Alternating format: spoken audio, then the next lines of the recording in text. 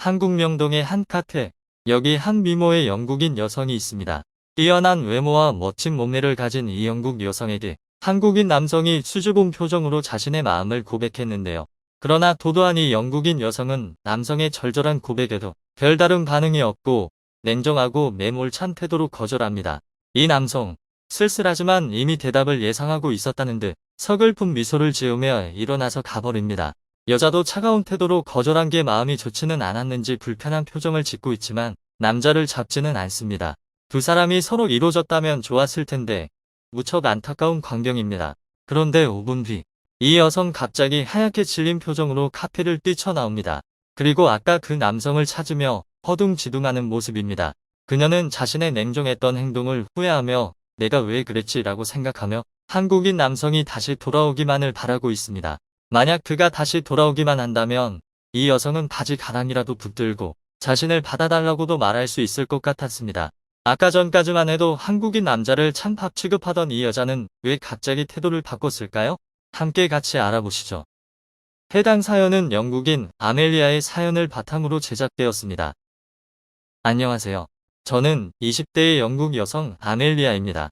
저는 어린 시절부터 한국 드라마에 무척 관심이 많았는데요. 그 중에서도 제가 가장 좋아하는 것은 로맨스 드라마였습니다. 기생충, 오징어 게임 같은 작품도 물론 재미있지만 저는 사랑의 불시착이나 도깨비 같은 사랑 이야기를 더 좋아하는데요.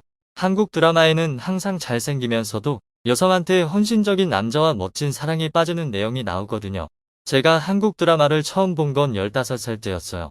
한국 나이로는 고등학교 1학년 때쯤 되겠네요. 그 당시 남자친구한테 실연당한 저는 친구 집에서 울고 있었습니다. 전 남자친구는 얼굴도 잘생겼고 학교의 미식축구부에서 주장을 맡고 있어 남자다운 매력이 있었습니다. 하지만 거친 성격에 욕을 잘하고 여자친구인 저에게도 함부로 막말을 할 때가 있어 크게 상처받은 적이 여러 번 있었습니다.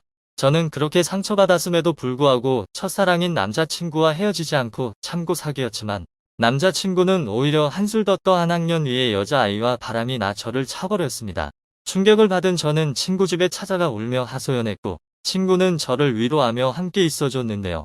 한참을 그렇게 2시간 정도 울다가 같이 TV라도 보자는 친구의 조언에 거실로 나갔습니다. 친구의 언니와 엄마는 웬 동양인 남자와 여자가 나오는 드라마에 집중하고 있었습니다. 저게 어느 나라 드라마냐고 물어보자 한국 드라마라고 하더군요. 저는 그 당시 유행하던 가십걸이라는 드라마를 보고 싶었지만 남의 집이라 선뜻 다른 걸 보자고 할 자신이 없어서 그냥 소파에 앉아서 묵묵히 감상했습니다. 처음에는 별로 보고 싶지 않았는데 생각보다 드라마가 너무 재밌는 거예요.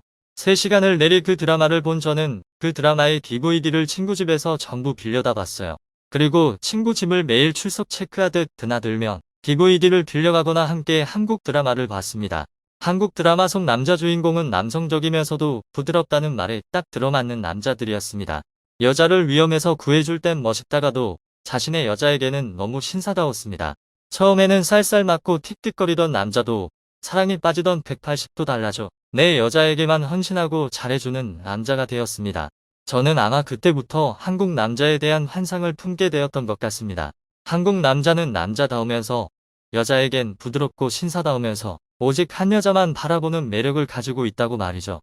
저는 성인이 되면 꼭 한국으로 여행가서 멋진 남자를 사귀어야겠다고 생각했습니다.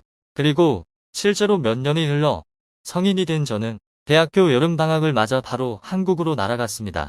저는 그 당시 무척 설렜습니다. 드디어 고대하던 한국을 간다는 사실도 좋았지만 어플에서 알게 된 한국인 남자를 실제로 만날 생각에 무척 들떠 있었거든요.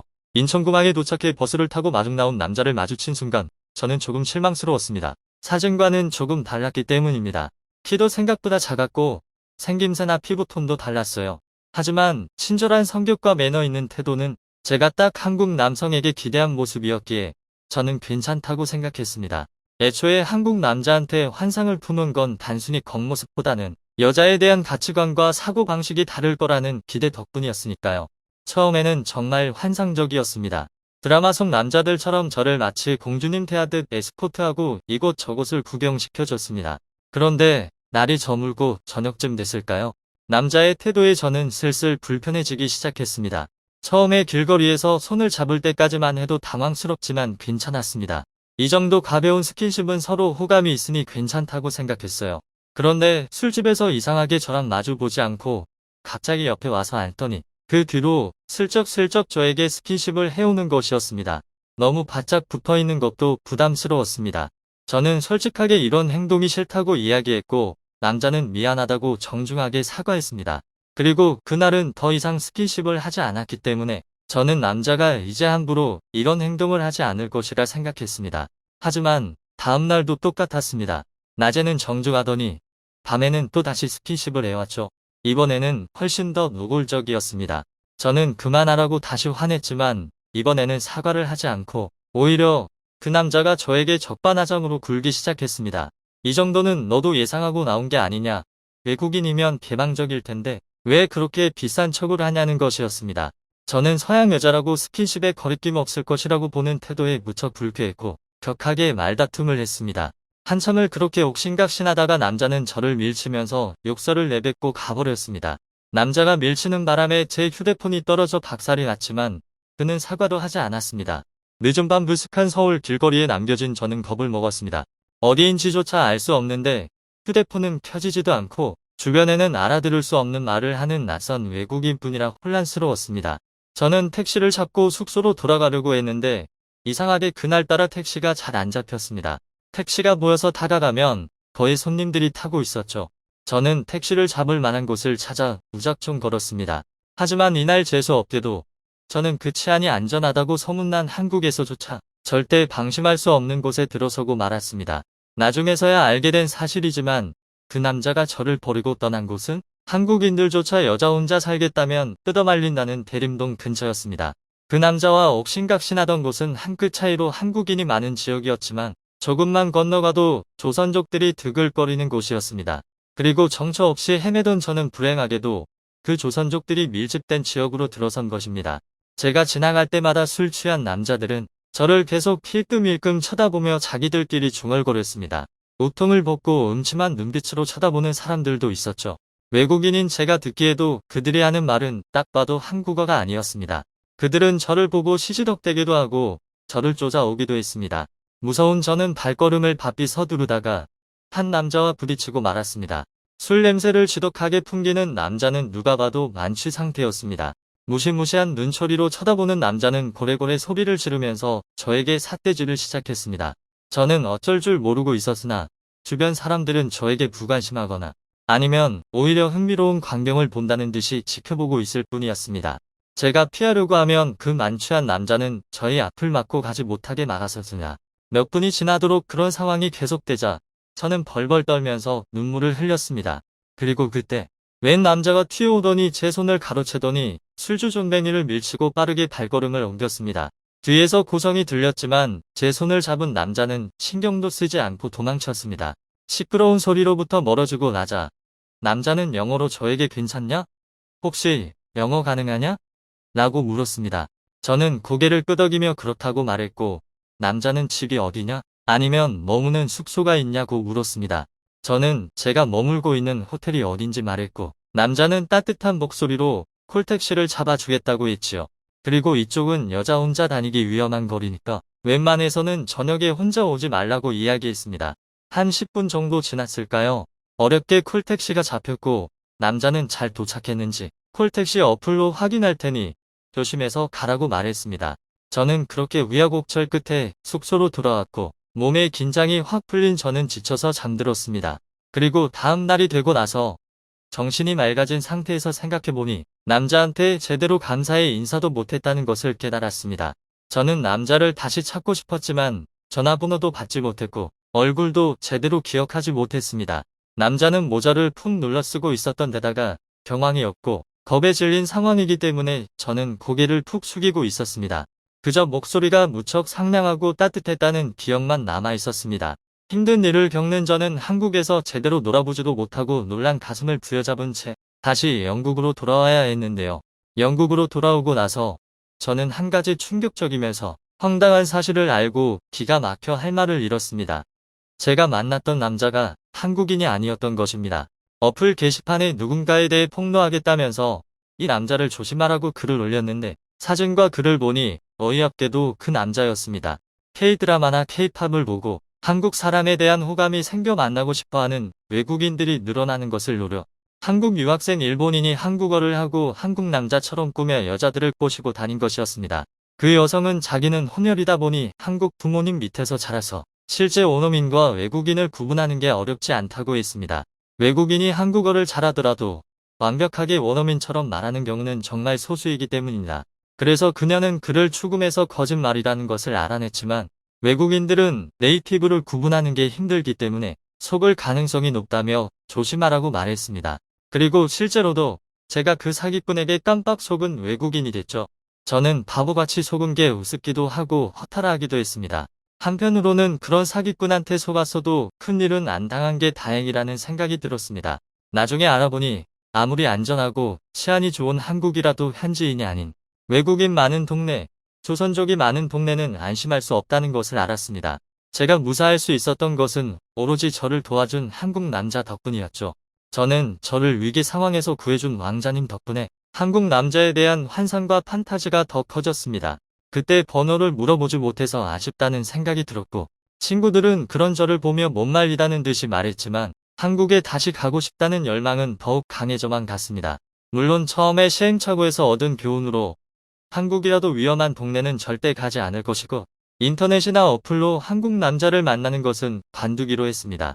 정식으로 한국에 유학 가서 실제로 생활하면서 신분이 확인된 남자를 만나기로 했죠.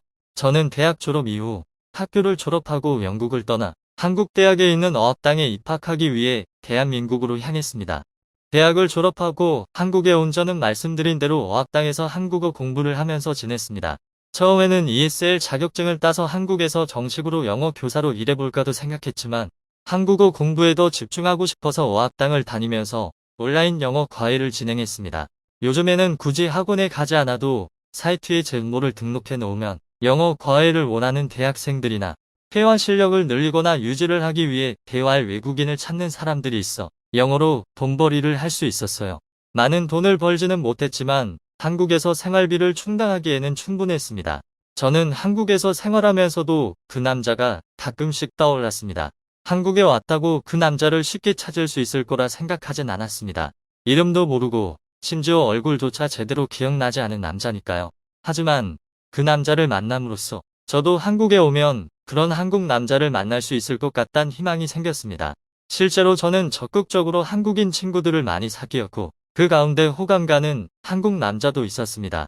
제가 좋아하는 학생은 한국어 학당의 근로장학생이었는데요. 그는 어학당의 전무를 담당하고 외국인 학생들의 한국 생활을 도와주는 역할이었습니다.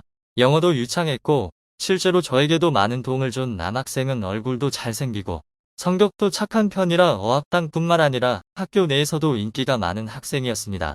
저한테도 친절하고 매너 좋은 남학생이었지만 그 친절이 저뿐만 아니라 어학당 모두에게 마찬가지라는 게 참 아쉬웠습니다. 그런데 어느 날 갑자기 그 남학생이 저보고 시간 좀 내줄 수 있겠냐고 말하더군요. 그전에도 같이 점심을 먹거나 카페에 간 적은 있지만 언제까지나 학교 안에서 다른 사람들과 함께 같이 식사를 하는 것이었습니다. 그러나 이번에는 저만 따로 주말에 불러낸 것이었기 때문에 저는 순간 두근거렸습니다. 나한테 사실 관심이 있었던 건가? 왜 나를 따로 불러내지? 분명 데이트니까 예쁘게 꾸미고 가야겠지 등등 여러가지 생각들이 머릿속을 떠다녔습니다. 저와 그 남학생은 주말에 같이 보기로 하고 약속을 잡았어요. 그 전 날 팩도 하고 오랜만에 예쁘게 화장도 하고 약속을 잡은 카페로 갔습니다. 설레는 마음으로 만나면 무슨 이야기를 할지 행복한 고민을 하며 장소로 향했습니다. 그런데 막상 약속 장소에 도착해보니 다른 사람과 같이 있는 것이었습니다. 저도 몇 번 본 적 있고 같이 식사를 한 적은 있지만 저와 그다지 친한 사이는 아니었습니다. 그 남자는 학생의 친한 형이었는데 같은 과 출신으로 현재는 번역 전문 회사에 다니고 있었습니다. 회사가 가깝다 보니 점심시간에 가끔씩 놀러와 그 형과 같이 밥이나 커피를 마시러 나가곤 했는데 제가 그 남학생하고 같이 밥을 먹으려고 찾아왔다가 우연히 형이란 분까지 끼어 함께 식사를 했었습니다. 저는 단둘이 보는 약속이 아니었구나 라는 것을 깨닫고 크게 실망했습니다. 그리고 왜 이 사람을 불러냈는지 의아했습니다. 저랑도 친한 어학당 친구들을 불렀다면 모를까. 형이란 분은 저랑 단둘이 대화도 해본 적 없는 사이였으니까요. 하지만 30분쯤 지나자 왜 저를 불렀는지 알 수 있었습니다. 자기 친한 형을 저한테 소개시켜주고 싶었던 것입니다. 그 학생은 은근슬쩍 이 형이 괜찮지 않냐면서 저를 떠봤고 이 형이 얼마나 착하고 진국인 사람인지 줄줄이 늘어놓았습니다. 저는 그 남학생이 제발 혼자 오지랖 부리는 것이길 바랐지만 저한테서 눈을 떼지 못하는 그분을 보자니 저를 좋아해서 소개시켜달라고 졸랐을 수도 있다는 생각이 들었습니다. 실망감과 부담감이 동시에 몰려온 저는 이 자리를 빨리 벗어나고 싶었지만 남학생은 저를 놔주지 않고 오히려 본인이 갑자기 급한 일이 생겼다면서 사라졌습니다. 누가 봐도 발연기였습니다. 어떻게 빠져나갈까 고민 중인 저에게 식사 안 하셨죠? 뭐 좋아하세요? 라고 그분이 저에게 질문했습니다. 저는 오늘 간단하게 차만 마시고 갈 생각으로 온 거라면서 식사할 시간까진 없을 것 같다고 정중하게 거절했습니다. 남자는 무척 아쉬워하면서 저를 집에 데려다 주겠다고 말했습니다.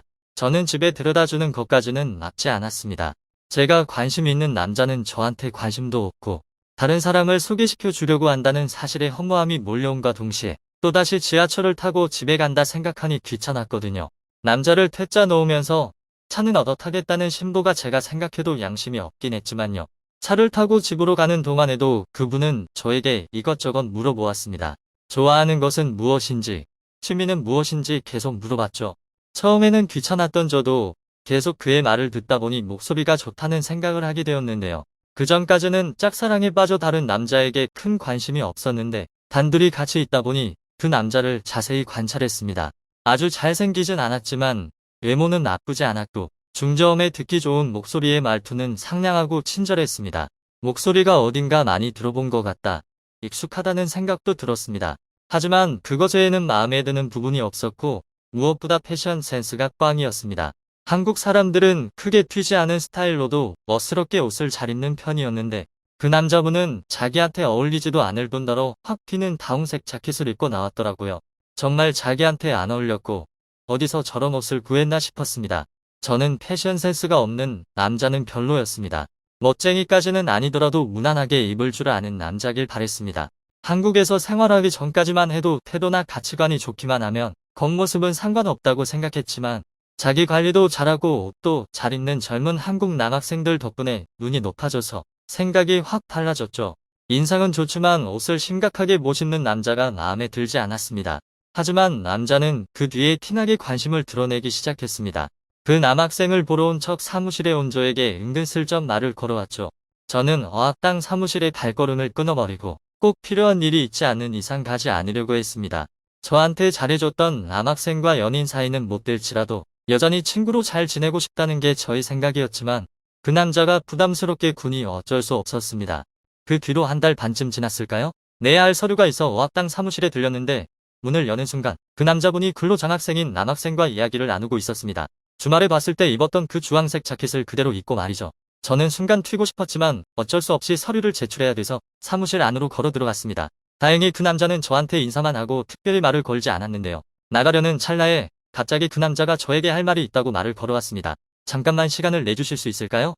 저랑 있는 게 싫으시면 강요하지 않겠지만 부탁드립니다. 이후로는 다시는 귀찮게 하지 않겠습니다. 저는 남자의 말이 별로 내키지 않겠지만 단호하면서도 간절한 목소리에 순간 마음이 흔들렸습니다.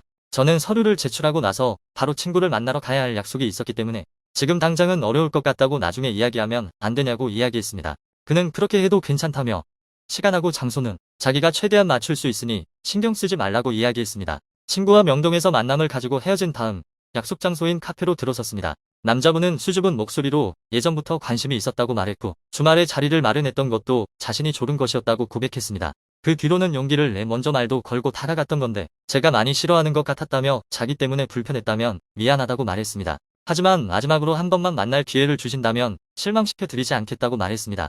저는 미안하다면서도 마지막까지 만날 기회를 바라는 남자가 당황스러웠습니다. 확실하게 거절해야겠다고 결심한 저는 냉정한 목소리로 남자를 차갑게 거절했습니다. 죄송한데 저는 전혀 당신한테 관심이 없어요. 간절히 부탁하시니까 만나긴 했는데 이번을 마지막으로 이런 일은 없었으면 좋겠습니다. 남자는 제 말을 듣고 예상했다는 듯이 고개를 끄덕였습니다. 그리고 시간을 내주셔서 무척 감사했다고 말하면서 다시는 귀찮게 하지 않겠다고 말했습니다. 자신감을 잃은 우울한 표정의 남자를 보고 마음이 안 좋았지만 애매하게 굴어서 희망을 주는 것보다는 확실히 끊는 것이 나았습니다. 그분에게나 저에게나 그게 좋은 일이었으니까요. 남자분은 자리에서 일어서면서 갑자기 편지 한 장을 전해줬는데요. 제가 원래 말주변이 부족해서 글로 표현하는 게 더 편한 사람입니다. 읽지 않고 버리셔도 좋습니다. 제 마음을 편지로 전달하고 싶었습니다. 저는 그의 말에 알겠다고 끄덕이며 편지를 받았고 그분은 축 처진 어깨로 터덜터덜 카페를 걸어 나갔습니다. 저도 바로 나갈까 하다가 집에 가서 당장 할 일도 없으니 남은 음료수나 마시며 편지를 천천히 읽어보기로 했습니다. 편지 내용이 뭔지 궁금하기도 했고요. 편지를 펼쳐서 천천히 읽어내리던 저는 몇 분 뒤 충격에 빠졌습니다. 첫눈에 반했었다는 말과 함께 시작된 남자의 편지. 하지만 그는 저를 어학당 사무실에서 처음 본 게 아니었습니다. 그는 저를 몇 년 전 대림동에서 처음 봤었다고 합니다.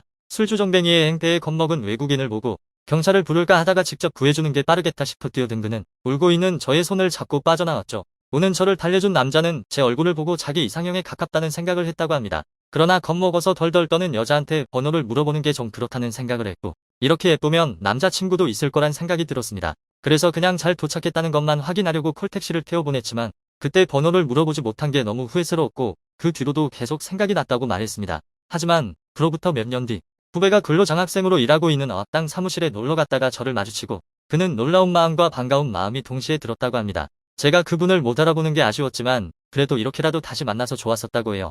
그 뒤로 저의 눈에 들기 위해 일부러 같이 식사도 하고 주말에 따로 불러내어 자리도 마련하고 말을 거는 등 노력을 했지만 시큰둥한 저의 반응에 마음이 아팠다고 했습니다. 마지막으로 몇 년 동안 간직했던 마음을 편지로 허심탄회하게 고백하고 싶었다며 자신의 마음을 받아주든 받아주지 않든 제가 행복했으면 좋겠다고 말했습니다.